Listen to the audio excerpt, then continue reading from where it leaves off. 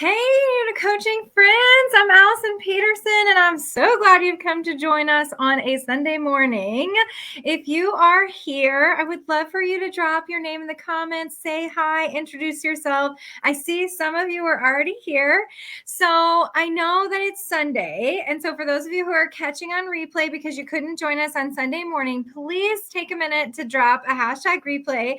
Let us know that you were here today. We are talking about the journey of a coach. Again, we're continuing this conversation, and I have the most wonderful friend of mine to introduce you to today. Abenaa is here, and she will be joining us. So I just want to say a super special hello to Jennifer Burke Hansen. She is here today, and she is in Denmark, and so is Abenaa. And so there are two of our international members of the Breakthrough Circle, and 12 noon in Eastern time is 6 p.m. their time, so they can actually join us. So hi, Jennifer. It's so great to see you. And good morning, Marilyn. How are you from SoCo over there in PJs? That's awesome. Okay, no problem. Catch the rest on replay. And an independent instructional coach, high school teacher in Denmark. That's Jennifer. There she is. And hey, SCL Michelle is here. So glad you're here. And the Viking connection. Awesome. All right, friends. So today we are going to just spend a couple of minutes and talking to you about the journey of a coach, picking back up with that topic and introducing you to another amazing coach from the New to Coaching group who has gone through this journey, hit some roadblocks, and has come through and had her own breakthrough. So she's going to tell you her story, and that's going to be what we're doing today. The goal is for you to leave with some really specific strategies. If you are on this journey of a coach that we're talking about today, and you are feeling stuck or lost or lonely, there are some really specific strategies that we can help you use to break through. That's what we're talking about today, and we really want you to feel great and unstuck. We want to help you get unstuck for sure. So this journey of a coach has really come over the year, the couple of years that I've had the New to Coaching group. So I founded the New to Coaching group over 2 years ago now, and I was looking to connect with new coaches because I was a new coach myself. And now here I am 2 years later, moving to another new school, this time in a new town, new instructional coaching program, even a new building for me because I used to coach K-12. Now I'm coaching K-8 in a single building. So all of those changes, and I'm a new coach all over again, even though I've been out of the classroom for 8 years. And all of that, plus the stories of all of the amazing women here in the New to Coaching group and in the Breakthrough Circle who have shared their stories, has helped us to develop and name some of the phases that we go through on this journey of stepping out of the classroom and into coaching. And that's what the New to Coaching group is here for, is to help you step out of the classroom and into coaching. So I cannot wait to introduce you to Abenaa. She's here with us today, and she is at an international school in Copenhagen, Denmark. And she is a program coordinator, which she'll tell you more about, but that encompasses being a curriculum coordinator and an instructional coach. And so I'm going to bring her on, and she's going to introduce herself a little bit more. So please welcome Abenaa. Let's put on this one. I think we like this view better. Hi, Allison. There she is. It's Abenaa. She's coming all the way from Denmark to join us today. Yes. Welcome. Introduce yourself to the group, friend. Yes. Okay. So I'm Abenaa, and as Allison said, I work as a program coordinator, which is basically the auditor, on-campus auditor for the IB program, International Baccalaureate. And I'm working in the middle years. The primary part of my job is curriculum coordinator. I have to ensure that the standards and practices of the IB are met by our school, and I have to organize everything for the evaluation of the program every 5 years. But in order for the program to be implemented well, there needs to be an instructional component because the curriculum kind of works with a certain set of instructional practices. So a couple of years ago, my school leadership agreed with me that instructional coaching would be necessary for our team to be able to develop into the IB teachers that we wanted them to be. So that's basically me. I have 3 children. I have a 19-year-old, a 10-year-old, a 19-year-old son, a 10-year-old daughter, and a 9-year-old son as well. So Oh, so that's sweet. me in a nutshell. Yeah. Yes. And how long have you been international? Well, I moved from the United States in 2005 to Ghana and worked pretty much as an education consultant there, doing lots of different work with preschools and a lot of work with preschools, but also with special education schools. I'm originally a special educator. And then started working at an IB school there in Ghana. And then when I got married to my husband, who's Danish, we moved up here to Scandinavia, and I started working in a school in Sweden eventually as Dean of Students. And I worked as a Dean of Students for 3 years, and that's why I really connect with SEL Michelle, because my work was solely social emotional learning. And while I was at that school, a friend of mine who I'd worked part time with before I landed that full time job called me and said, there's a job for a coordinator. We think you'd be really great. That whole tap, tap, tap thing Yeah. that you talked about, Allison, that's what happened with me. I applied and yeah, eventually got it. I think a lot of people had great hopes for me. They saw me a certain way, really wanted me to inspire them. But I think a lot of people missed that you can only inspire to a point. Once people are inspired, work has to happen. And Yes. that work sometimes isn't happening in an inspiring way. And I definitely, yeah, that was my beginning. I was super excited. That Yes. excited Yes. and nervous phase, I really experienced that Yep. in a very real way. I was so elated that they chose me. I thought that, they wanted a certain kind of work ethic and approach. They knew me. They knew who I was. They knew how I operated. So of course everybody wants me. And so this is great. It's great. Yeah. But once I got there, I started feeling like a bit of an imposter because I just kept hitting one roadblock after another with people. It just wasn't like my messages weren't resonating. Sometimes I'd join a meeting and people would roll their eyes because I walked into the room. What's she gonna say again? What soapbox is she gonna be on? And yeah, Right. Well, did definitely. they see you as the auditor, the person who was coming in to check on them almost? Absolutely, because in some ways, the person that preceded me operated that way. She wasn't really that connected in, at least what some people described was that she was distant and she only focused on the paperwork, which pretty much means she was focused on the auditing. And there was a lot that she told the team they couldn't do. They felt that their weaknesses were being highlighted. They felt that they couldn't really do right. And they were extremely resistant to me. Mm.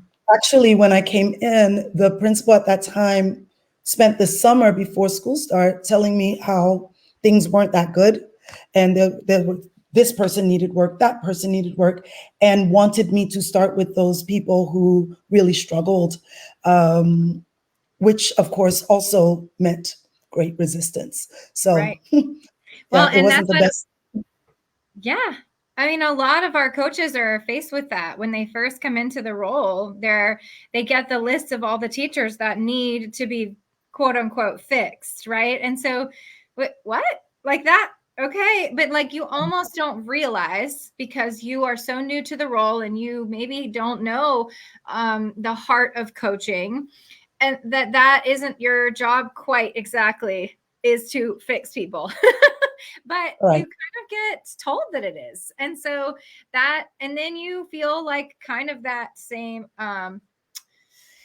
the feeling of like, well, they told me I'm supposed to do this, so now I'm supposed to go do it. And then you start kind of pushing, right? And then you realize Yes. it's push back is what you receive in response to that. And so that doesn't really work. That leads you to feeling stuck.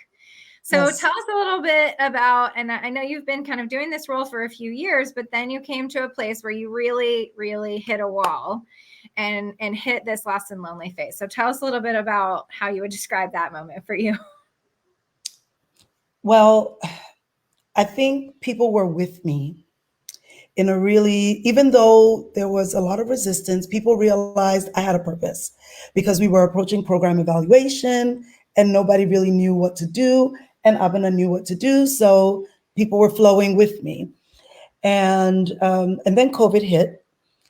At the time that COVID hit, the year before COVID hit, we lost the principal that I met there and got a new principal who, you know, really partnered with me, but to my detriment, because everything became mine, though not to lead, everything became mine. So I was meeting with students, I was doing scheduling, I was organizing all of the COVID interventions, everything was me.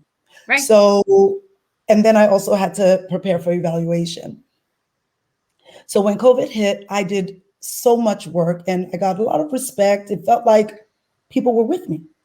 So I ended last school year thinking, not last school year, but the year before thinking, I'm on board, everyone's with me. And so when school started, the principal that was there suddenly left. Oh. Right around this time last year, he suddenly resigned. And when he did, there were two people who could, easily be the interim for the role. And because I'd been basically doing principal work, I thought it would be natural to be selected. And I wasn't. Hmm. And I accepted it. And then when the actual hiring process started, I thought, let me at least put my application in there and see what happens. And we use a collective approach to hiring in our school. And the teachers kind of really organized in a way and really, really wanted the other candidate from our school and not me. And so, oh, I felt crushed. I was heartbroken, a lot of emotions. I started thinking, should I look for other jobs? Is this a career for me? What did I do wrong? I mean, I was really lost and lonely. Right. And it was at that point that I started saying, I need to then rethink. There are multiple parts in my job, and one of the parts I really enjoy is actually working directly with teachers. Let me think a little bit more about the coaching side of the work. Let me just do a Facebook search. Honestly, I was like, let me just do a Facebook search. I did a Facebook search, and new to coaching came up. And If you out there have done a Facebook search and found us, like write Facebook search, because when people get added to the group, they tell me how they found the group and I see Facebook search, Facebook search, Facebook search. If you hit the wall and came on a Facebook search and you found us, I'm like, thank you, Facebook, for thank you, helping Facebook. us collect our new coaches and give them like big hugs virtually. If you come I in never here, really thought, Allison, I never really thought I'd ever say thank you, Facebook, but thank you, Facebook. Because the first thing, you had that message, that welcome message, and you were basically describing me in that message. And then you posted that you were having the master class yes, on yes. the So one I did thing. the one thing that they don't tell you as a new instructional coach. We And did that yes, last May. and it was that was my first interaction with new to coaching. And I watched that and I woke up I You were wasn't up able at to 2 sleep. a.m. because Yeah, it but was I do like that. it was an 8 p.m. Yes, Yes. yes. But but it's not to even underestimate it. I was so stressed during that period. I literally couldn't sleep. I know I have a very bubbly personality. I was not okay. I Mm-hmm. just want to say it was an extremely tough time because I'd invested so much of my heart and had experienced so much disappointment. Yes. And of course, with everything that was going on with COVID and being away from my family. I mean, I'm in Denmark. All of my family's either in America or in Ghana, and just it was a lot. So I was having a hard time sleeping, but I thought today, if I'm going to be up until 1:30, let me just do something that actually will fill my cup. And I watched the master class, and I was so alert. It was such an inspirational experience because every single point related to me.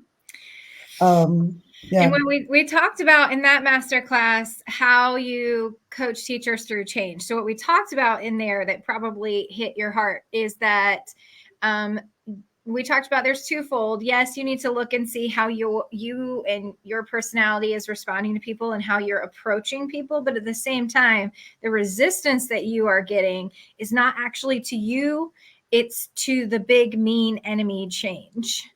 And if we can understand that change is the real enemy and that people's response to change is fight or flight, then we might be able to come into coaching them through change with more empathy and understanding and less fight ourselves, right? On that idea. So, and I remember seeing your comments during the live because your name on Facebook has your first name too. So like it was Benita. And so we were like, oh, Benita is talking. And I remember just it popping up because you were commenting. And we were like, wow, this is really powerful for her. And Casey was with me. And so I like vividly remember that live and you being and your comments being on it. So that's special. It was special. And honestly, you're right that it's twofold. Part of it, what resonated most for me was a lot of the conversation about looking within at what you need to change about yourself first. And the conversation about, nobody really, cares about all of the things That's not what they're after. Everybody doesn't, I mean, that's not what they want. They don't want someone to come and remind them of their inadequacies because you're so great, you're so smart, you know it all. Right. That actually is something, it's interesting that we're kind of trained up to believe that expertise is so special and important and essential for leadership. It is, but sharing it in a way sometimes diminishes other people. And that conversation really illuminated that for me. And I thought about it a lot. I reflected on that because actually just before, I think the thing that really brought me to that final lost and lonely point was the end of year survey. And teachers, not, I'm very much a perfectionist. That's my vulnerability. I would like to see more teachers agreeing on the stuff about me.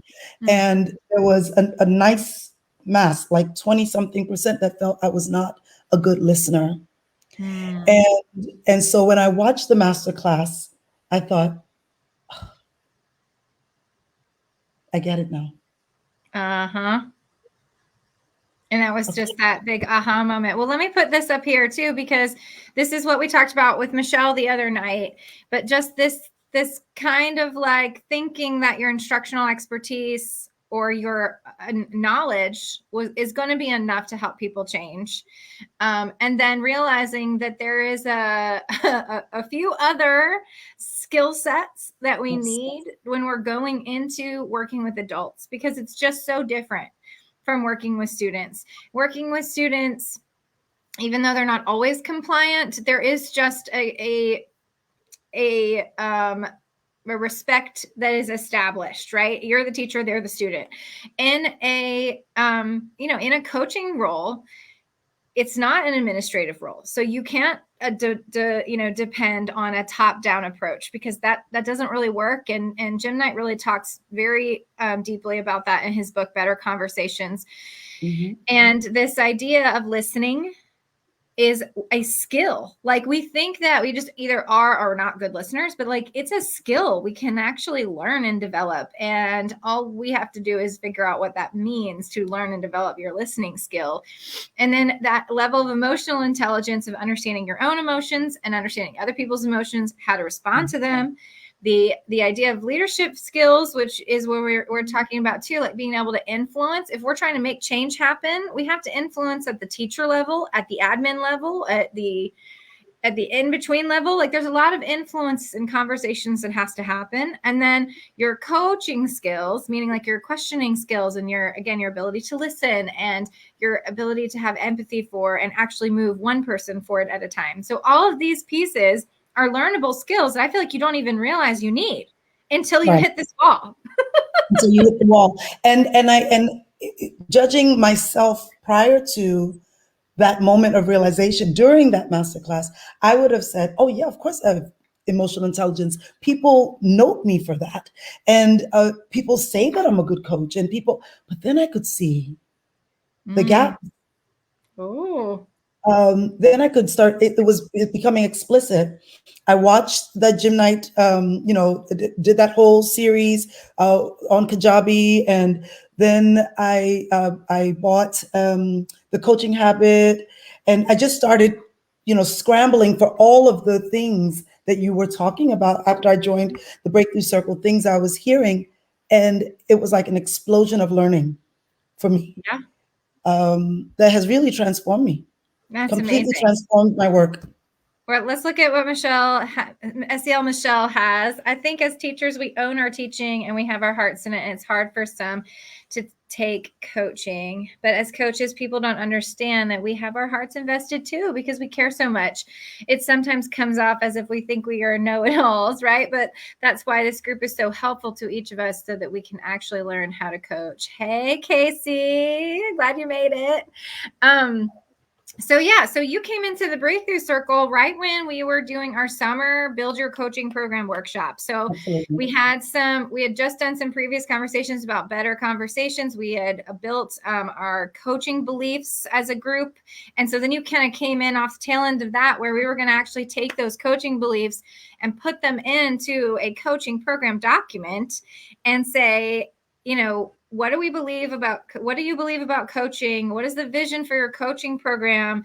And work through a place where you're actually documenting everything about your role, including a role, like a role definition. Like if somebody gave you a job description, which you're lucky if you got handed one, then you could put it in there. But otherwise, you are going to have to craft out your own job description. I've been at 3 different schools, started 3 different coaching programs, never been given a job description. When they want to hire me, I hand them the job description I've written, and I'm like, here, is this what you want to hire me for? So I did it first, and I built my coaching program document. So when we did in the Breakthrough Circle is we went through a workshop, 8-week workshop, where we started, every member of the Breakthrough Circle started building their own individualized version of it. And I know that, Abenaa, that was a real piece of like really important work for you, finding your focus. Well, I think it even goes beyond that. It's like inside that phase. And I really love the journey of the coach model, because I can see myself actually moving through those phases pretty explicitly. At the finding my focus point, I will say that I don't necessarily think I didn't know my own focus. The problem was I was being bombarded with other things to focus on, and I didn't know how to put those things in their place. I also started feeling like I'm doing so many things that I'm becoming a generalist. And so what does a generalist do? You're not an expert of anything anymore. So what do? I guess you become a principal where you have oversight. So that's what started messing with my thinking. Should I be pursuing being a principal, or what should I do with all of these little bits and bobs that I know? So designing my own coaching program, going through that process with you, was transformative in that I was able to pull the things that I do that actually relate to my work, what I was hired for. And I could delineate. And I started to see pretty clearly that there are things that I do, which I will admit, vulnerability, I didn't realize that there was this clear line between curriculum and instruction, because in the IB, teaching and learning are one thing. Mm. They're considered one thing. So once you're a curriculum coordinator, it's assumed you take care of instruction, even if you're not handed the coaching role. But being able to really divide the two jobs and say there's the teaching and then there's the learning, there's Yeah. curriculum and there's instruction, Yeah. Show us and what you really did. seeing it. Yeah. Yeah, so this is one of the pieces that I have like a template for this, where I talk about my coaching and umbrella that I try to stay under to make sure that I'm not getting hit by too much curriculum or too much technology or too much student support is also another area that creeps in. So you had two different roles under this one big umbrella that you were trying to get your head around. And like you said, to you, maybe they were one thing and you were able to separate them. So how But it did was that an help? important, Tell me more. yeah, I think it was a really important step, because people often say to me when I come to talk about teaching practice, but your curriculum. Why are you Oh, getting involved in this? Your curriculum. And actually, I'm the program coordinator. So I have responsibility over teaching and learning, which means I'm curriculum. I'm also instruction. And then mhm. I could evidence that through this description, and also the actual work I do that I can discuss under each of these hexagons. And it became extremely clear to the administrative uh, team, our head of school, my principal. It just became really clear. That's true. Yeah. It's like, no, there's, and how big is this job? And already the conversation became, this is a big job. Oh, Yeah. it is a big job. No, but I honestly think that people have not realized how big the job actually is, because nothing I've written here is an exaggeration. And I have other responsibilities on top. I teach, Yes. You were telling me the other day that you teach too. I I co-lead our capstone project. I have break duties. Um, they're just things are, and then this. So already the discussion is changing at school. It's becoming more, how do we reduce those extra jobs, the fringe jobs, so we can get the best quality out of instruction and curriculum coordination. Yes. So And so tell us, like you were saying, that you've been able to use it as a filter to determine when they give you a task, whether or not it fits under your umbrella. yeah, you have you as a group, we were studying the coaching habit Mm-hmm. by Michael Bungay Stanier. Mm-hmm. And I just want to say that we use that name a lot, but this is a special book in that in its simplicity. And one of those key questions is, if I'm saying yes to this, what am I saying no to? And I've been able to drop that question to my leadership on so many occasions this year. They wanted me to be the director of the Model United Nations group. And I started it at our school, but not because I thought I should be the one carrying it out, but because it's like normal to have a Model United Nations or club in an IB school. It's just strange not to.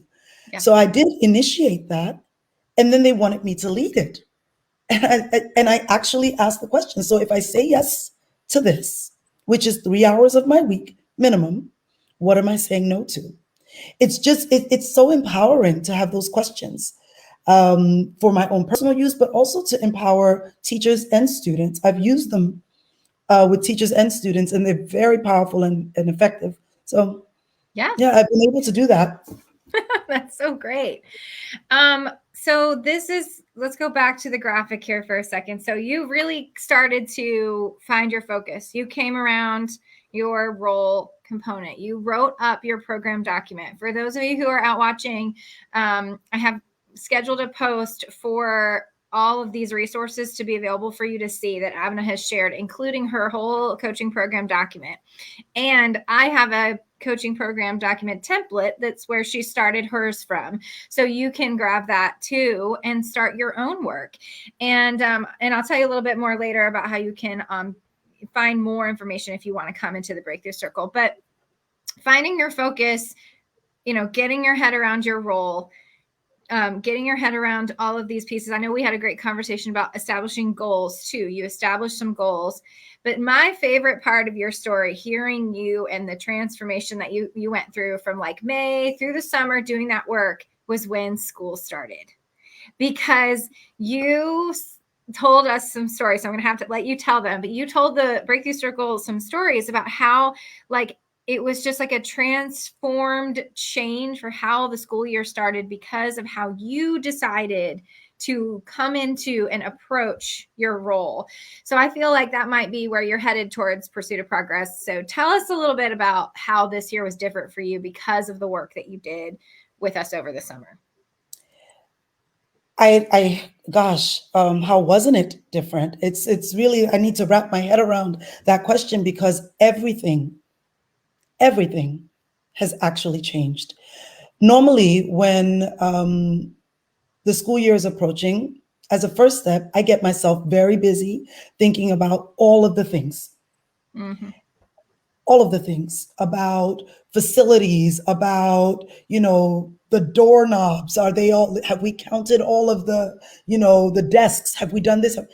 I did not come to school early.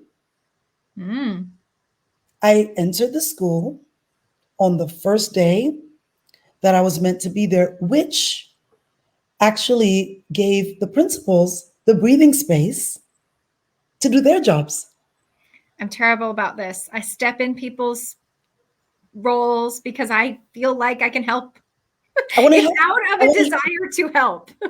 I want to help. All I want to do is help.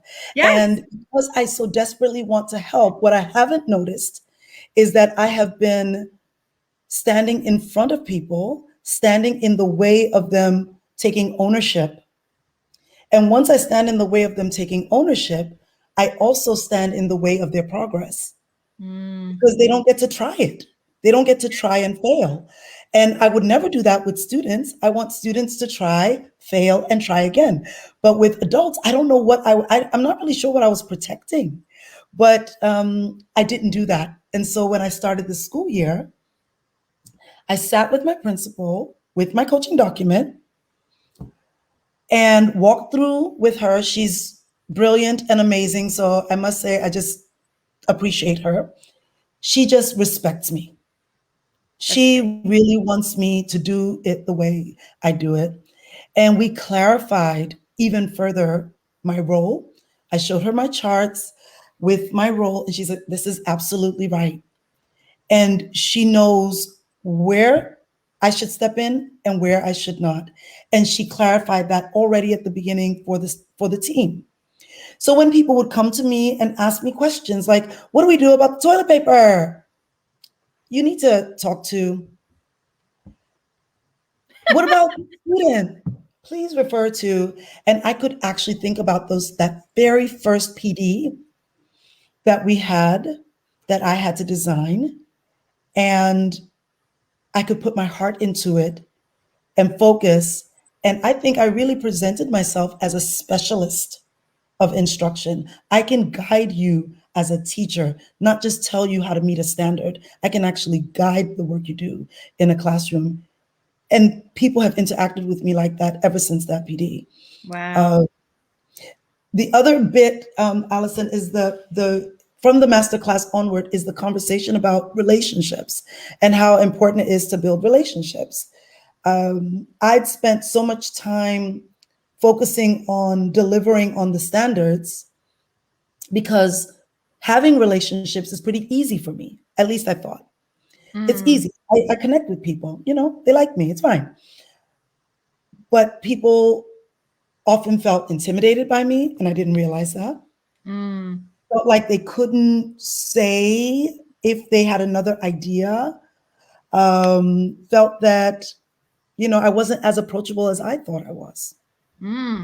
Wow. And what I did intentionally from the very beginning of the year was I made a list of all the teachers and I made sure I ticked when I spoke to them. Oh, wow. Tracking who you're talking to. Every conversation counts. That was Every actually conversation I have a counts. slide for that one too. Every conversation counts. And that has meant so much. Yeah. That has meant so much to every teacher. I have interacted in a full conversation socially with every teacher and about teaching with every teacher already at this point in the year. Not because they're good or bad or working towards a goal, just to connect. I also, in the Padlet, that is there. There was an example of a daily schedule in there. I didn't Yes. talk to you about this earlier, Yes. but there was an example of a daily schedule in there. And one of the things that was intentionally placed was lunch with teachers. Mm-hmm. And I followed that approach, and I booked in lunch with teachers, and I booked it in as a meeting. So my leadership has not asked me for a lunch meeting at all this year, Oh, wow. just because they see I'm booked on my Yeah. calendar. And so I get to go to the staff room, sit with teachers, chat about the day, talk about students, in a playful way. We talk about life, and it's making people connect with me and come to me and ask me questions. So I just feel like every bit of advice, every single bit of advice that I have received and used has worked and has delivered leaps and bounds for me. Right. So These different strategies. So like they feel like advice because we're giving you, but really it's like the an actual strategies, yeah, explicit strategy. Like yeah, every conversation counts is go to the workroom during lunch and sit and chat. Like that's a strategy for getting you into a conversation that might end up being about instruction. yes, Then you can say, hey, do you want to meet about that? And then you can go to a meeting and you can say, do you want me to come back next week and we can keep talking about that? Like it going to lunch may actually turn into a coaching cycle, but exactly. it seems because of the way that we're told that this job is, it seems like it should be super formal. Like everyone tells Right. you it should be super formal. It's like 8-week cycles and we have to set them up and da, da, da. And just in my experience, that is never how I've been able to achieve that goal. Right. So the power of these small strategies can really add up and help you feel like, hey, I'm actually starting to like get towards this progress that I want to make, right? Yes. And Allison, another thing about there's just so many things. I don't know what to say. There's just so many things. But when it comes to this discussion about the pursuit of progress, I think the bit that really has, if nothing else has changed me, it's that statement that you made that if change is the goal, progress is the win. Because I Right. can think about that, Right. because Right. I can think about like any little thing that happens. And I mean, Right. anything that Anything. happens. If Anything. I mean, honestly, very recently I had the music teacher in my school. I got a chance to talk to her and work with her, and she works in two of our programs, and she's stretched to the brim. So I really get how tough it's been for her, and I just wanted to help her out a little bit because she has expressed in the past having struggles with certain students, and there were all sorts of things going on. And when I reached out to her, I I only used questions. I actually only used those 7 Mm-hmm. questions. I used some of those 7 questions, Right. and then I helped her set a goal. And she was like, "You can come." I said, "Can I come?" Because I said, "Can I come to your class to record? So Right. that you can you see a little bit of what you're doing? Can I just record?" She was Yeah. like, "Yeah, that's great. Maybe I can You take got some pictures of invited. you together." And then she's like, "Yes." And so I came. And then when we reflected on it, on that lesson that, because we set the goal, and then I gave her some guidance, and she was able to change her unit a little. So we tried something new to increase student engagement. She did it. It was a little bit challenging, but still it was better than before. And then when we reflected, I didn't start by saying, this is what I saw, da da da. I said, how did you experience it? Right. So share the experience. What did you notice? And she started telling me things like, oh, it was noisy in the room. And, I felt like I couldn't hear the kids far away. And she was able to articulate a lot of what was also on my mind. And Yes. so when I jumped in to give her advice and feedback and strategies, she was very receptive. At the end of it, I was like, oh, that was a coaching cycle. I did it, like in Yes. my own mind. I was like, Yes. yes. Yes. So, I mean, it works. Yes. It Well, does and work. that's what is exciting. I do think I was just going to say about like every little thing is progress. Yeah. It's so much about your mindset shift that comes. Like when you come through Lonely and Lost into a breakthrough and into find your focus and finally pursuing progress, it's Yeah. because your mindset has shifted. You Yes. start to see progress as the win, and you realize that one conversation in the hallway was progress. I have been chatting with one of my teachers, one of my middle school, very isolated teachers since the very beginning of school. He was sometimes in the workroom. He has a new baby. So I asked about his baby. Like I talked about the Braves. Like I chatted about everything. And I was thinking to myself, maybe I'll get there. I feel like I might be able to get there with him. And so every conversation, and then one day in the parking lot, I'm getting in my car and he's like, hey, do you think maybe we could meet next week? What? Yes, we can meet Yes. next week. I told him, I was like, you just made my day. And he was like, okay. And I was like, sorry, you don't Okay. realize how exciting that is. No, but because it is so because exciting. you can celebrate the little things and your mindset sees the wins so differently. It's not a huge win anymore. It's a small win. And that small win, big win.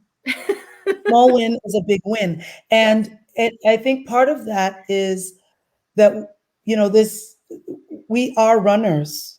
Yes. So it means we've probably always been runners, Yes. even when we were kids, even when we were in school. And we were always rewarded for being ambitious, having high standards, having high expectations. That's what made us good. And it also maybe put us in a situation where that's all that was good enough. Mm. Yep. And so being able to step back from that and say everyone is not, I think you said that during the master class, like everyone's not thinking about in curriculum and instruction and like, yes, let's talk pedagogy. Like that's Right. not what's on people's minds. Right. It's And not.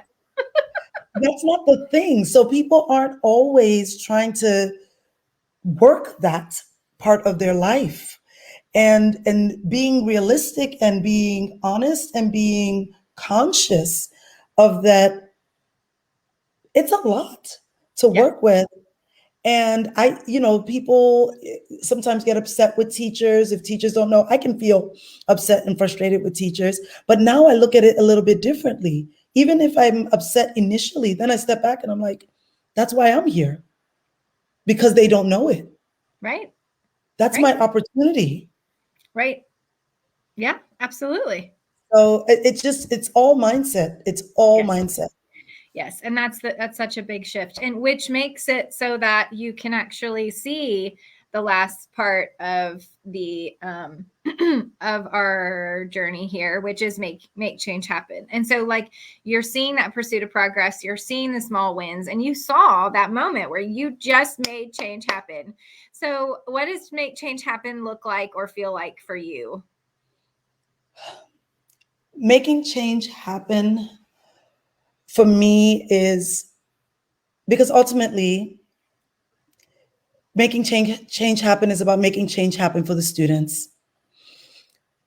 Ultimately, my goal is for every student to be seen. I love that. And, Somebody hashtag and it for us. Every student should be seen.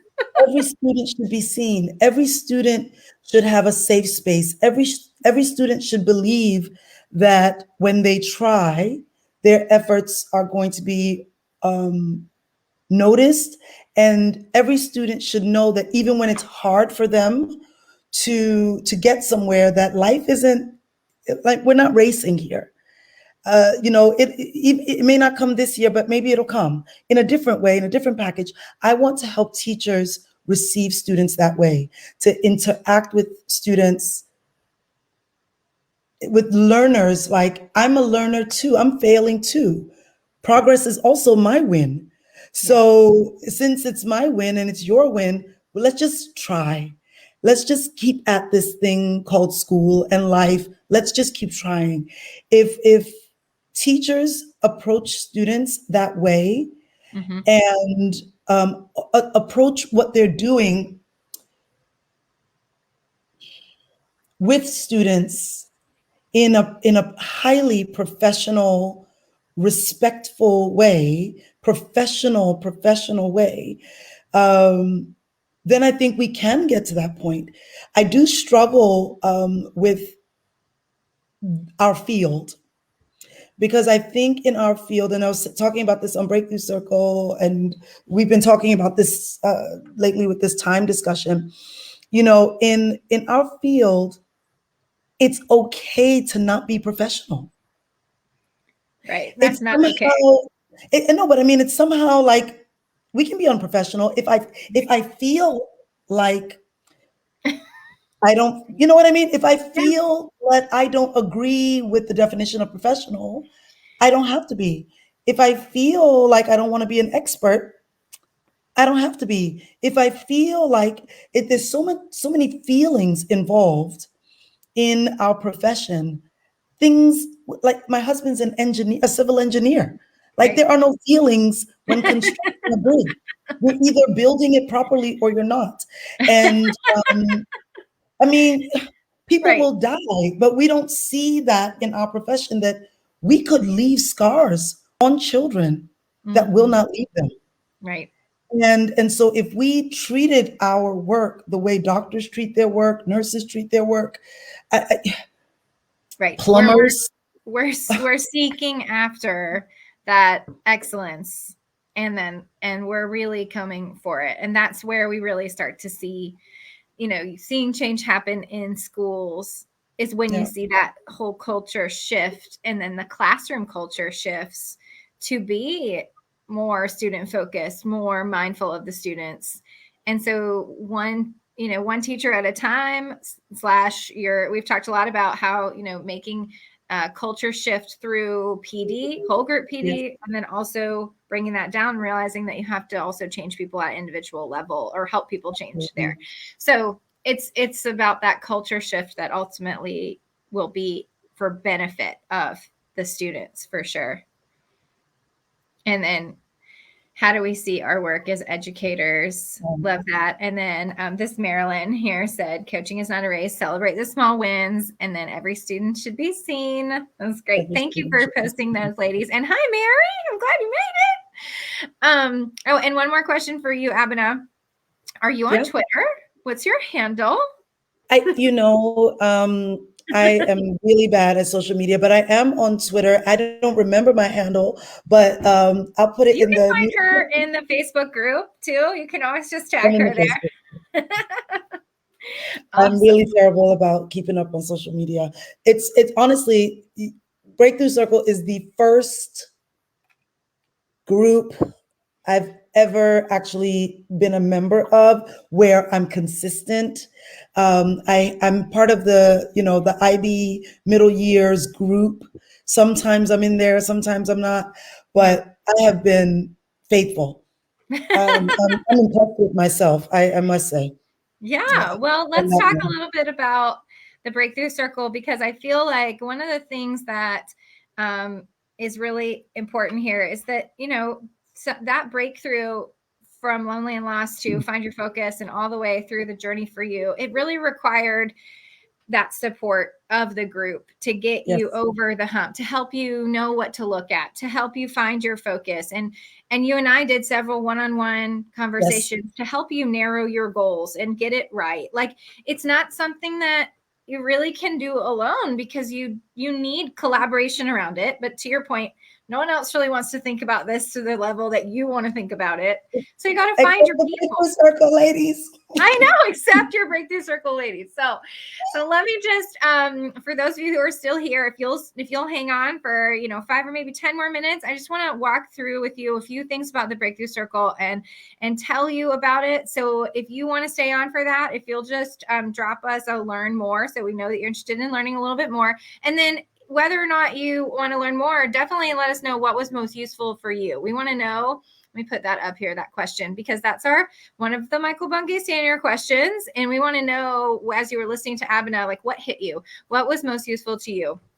So answer that question for us, and we'll talk a little bit about the Breakthrough Circle and what it offers here. So I lost my comments. Okay, yes, find your people. All right, and I know we have several Breakthrough Circle members here today, so maybe they can jump in as well. But basically, what I want to share with you is that the Breakthrough Circle is the group coaching program that I started. Where is my slides here? Here they are. Okay, there we go. I'm going to put this on full screen here. Okay, so the Breakthrough Circle, in case you were wondering, in case you are interested in going a little deeper, I started with the New to Coaching group, and that was growing. And there was a group of people inside the New to Coaching group who wanted to go deeper, who wanted to do some book studies, who wanted to just continue to work together and develop like a deeper understanding of coaching. And so I started the Breakthrough Circle as a group coaching program, and it's kind of that inner circle where we want to go deeper. We want to do this work together. And so what it became, though, was way more than just that. It became this place where we do coaching and life together. This is our big norm that we do, coaching and life together. And we ended up kind of, creating an environment where we really felt like we were finding our people online and touching base in a closer way. And so that happened through creating some intentional environments where we could touch base regularly. Even though Facebook is one of those ways, it's not quite as personable as what we ended up starting to use, which is a program called Marco Polo. And it's an app on your phone that is a video chat app. So you basically like record yourself talking, and then everyone sees your video, and then they reply. And it's like you just like walked into a room and started chatting with your friends. And it really has been the breakthrough environment for a lot of the ladies who have been a part of the Breakthrough Circle, because it's a place where you can come into the group and find the community that you've been looking for, who can answer your question about coaching, or can help you think through a problem that you're having, or a place where you can celebrate your wins. And so that is really the heart of the Breakthrough Circle, is the community that it offers. And if you're feeling in that lost and lonely phase on this journey, you may need to feel like you need to come into a community of women who know and understand what you are talking about, what you are thinking about, and why you're frustrated with things. Because if you're there's really no one for you to talk to. We've talked a lot about this. You are between an administrator. You're not an administrator, and you're not a teacher anymore, and you don't have a spot. And so who are you going to talk to? And that really is a place where we are, this is where the Breakthrough Circle sits, is giving you that space for that environment and that connection. And then the other thing, like we talked about earlier, this idea of needing to come out of just your instructional expertise and realizing that that is not enough to be successful as a coach. You can kind of carry that through as a teacher, but you don't even realize that when you come out of the classroom that you need a whole new skill set to do this work. And that is the skill set that we talked about earlier. That is, let me put this up here for us. And that's the skill set that we talked about that is going to help you develop those make change happen coach qualities. That's going to allow you to develop your emotional intelligence, your leadership skills, which is influencing leading up and leading down and leading across. So leadership and influence happens in a lot of different ways. And then the coaching skills, like Abenaa was talking about, using your coaching questions, being a better listener. And not only do you learn about those like someone's going to teach you in the training that's in the program, but also we're practicing it daily when we're on our Marco Polo chat, making sure that we're asking each other questions to help further their thinking. I just truly believe that the work we do as coaches is about helping people think better. And so we need someone to help us think better. And we need that coaching that we can get from others. So you get that one-on-one coaching with me. There's opportunities for you to touch base with me. And then there's group coaching from the group.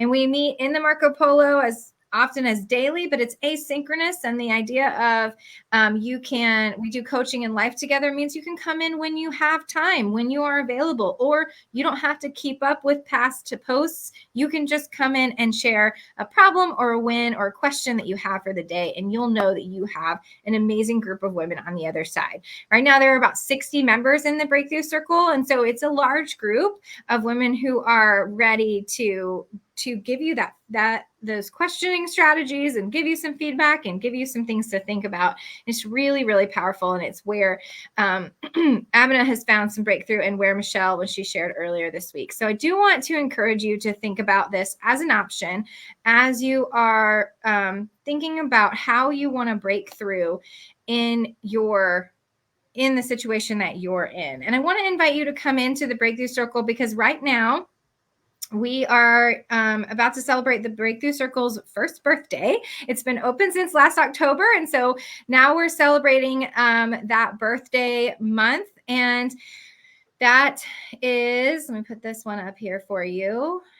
So right now, the membership model is for you to come in just for a monthly membership, kind of like your Netflix membership. So if you want to join the Breakthrough Circle, you come in for a month, and then you can stay for many months, as Abenaa and Michelle have, and some of the other ladies, or you can stay for a month or two and get some feedback that you need, and you can go. So it is a place where you can cancel anytime. But I know, because I've seen it from the ladies who've come into the group, is that as soon as you come into the group and you start connecting with us, it's really not a place you're going to want to leave, because it's an environment where you have finally found your people, and you know who you have, and literally in your back pocket whenever you need us. Sometimes in the middle of a school day, I'm just being honest, I will pull out my phone and send a Polo and be like, I just either had a huge win, or, oh my gosh, I just need to talk to somebody about what just happened. So this is that place where you can have that. So I want to invite you to join us in the Breakthrough Circle. Right now, it's open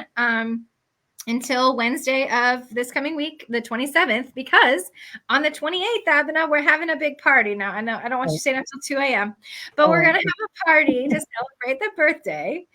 And so we want our new members to join us for the party. So you got to come into the group before the party happens on Thursday. And I just really genuinely, out of my heart, want you to know that this is available to you. Like, if it's not the right fit for you, I have no problem with that. That's absolutely wonderful that you have been able to find some people at school or find your people somewhere else. But if you need us, please come and spend time with us, because this environment is available for you. And I promise you, the breakthrough that you're looking for, it's there, because the ladies who have come into the group, they found it. So Abenaa, what would you say to any of our friends out there who might be thinking about whether or not this is the right fit for them? Okay, so I've been an educator for 21 years. And to be frank with you, this has been the best professional learning experience of my career. Part of it is because it's like real-time support. Yes. It's real-time, relevant. It's not go to a workshop and there may be some nuggets of knowledge that you can take away, or reading a book for some time and finding a few quotes. It's like, it's my question, my need at the moment that I have it, and somebody pops on and gives you feedback. So for me, it's like, oh, and then maybe in 2 days, another two people add some thoughts that make you think a little differently. I love that I can just get on, like literally in my pajamas. I'm Right. like this, or, with my dog barking in the background, or, like whatever's happening in life, I Yeah. can just get on and ask what I need. And that makes me feel very, very close to the ladies in the group. Um, it really, Breakthrough Circle ladies are my people too. Like I just never knew that there was a group of people out there Right. like me, with all the positive and negative adjectives, like all the crazy in me, all of it, all the Yeah. intensity and the passion for the work Yes. is just there. It's just there. So it's a very special group. Yes. Yeah, Yes. very And special. Casey is sharing, propelled her confidence, her coaching craft, and her career. And I know that Casey definitely has taken an ownership in being a part of the group and sharing her knowledge and what she's doing in the group too, as one of our Breakthrough Circle facilitators. And so it's been fabulous to have her as a part of the group as well. So, but I love what you said, just that the real-time support is what I wanted to create for new coaches. And so that's the environment that we've been able to create. And that is where we can have that personal connection and safe place to bring some problems or some issues, and we really don't allow it to turn into venting either. We turn it into a coaching opportunity for us, and it really is a place where we have to step back and be self-reflective. If we're bringing a question to the group, then we know we're going to get some questions back that's going to force us to be self-reflective as well.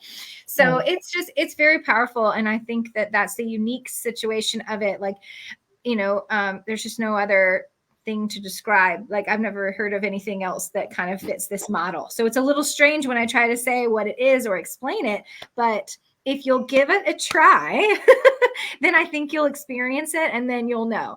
Because what happens, it's just like a teacher experiencing coaching. When she experiences coaching, she realizes how powerful it is. When you come into the Breakthrough Circle and you experience the coaching that you get from the Breakthrough Circle, you realize that that is just so powerful. So that's really, really exciting. So we really just want to invite you in, offer that to you, and know that when you come in, you'll have Abenaa and Michelle and Casey and Jennifer Burke Hansen and some of the other ladies. Mary Crawford was here, and yeah, we've had lots of other Michelle, SEL Michelle. So lots of our other ladies have been here. Another thing I was going to say is a lot of coaches ask me, well, I can't be there for the live events.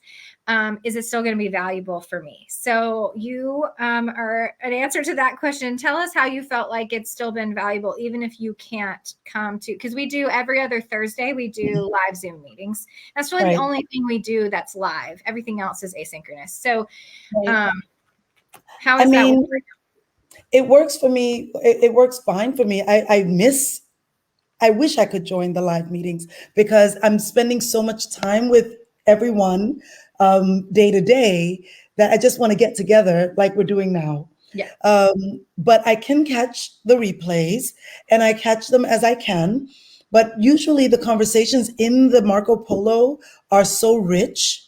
And there are also these offshoot conversations and one-on-one relationships that you end up building with different members of the group that I think just enrich your life and your profession. So that's not to say that the live meetings aren't valuable. I'm sure I would be growing even further if I had that time. But the readings, the replays, just enhance the Marco Polo experience. But honestly, it's for me the best part of this experience has been the relationships. Yeah. And, Yes. and learning from other people who have a little bit more experience or a different kind of experience than me. I don't know how to explain it. It's just amazing. It's Well, really since we can't put it in words, you're going to have to come and join us. And if you're interested in that, you have until Wednesday to join us. The link is below. You just go to newtocoaching.info/breakthrough.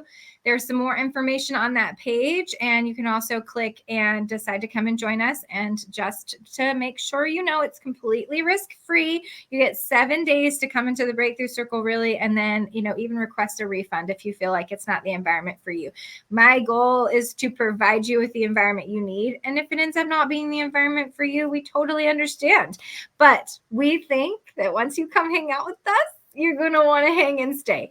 So thank you so much, ladies, for joining us today. Really appreciate it. And thank you, Abenaa, for coming in from Denmark to join me. I just am so honored that you would and come share your story. I have been inspired by your story since I met you. So I am so glad that all of the people in the Breakthrough Circle can now be inspired by your story as well.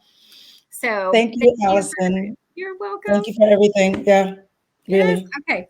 All right. Well, we'll see you ladies and gents soon. Bye.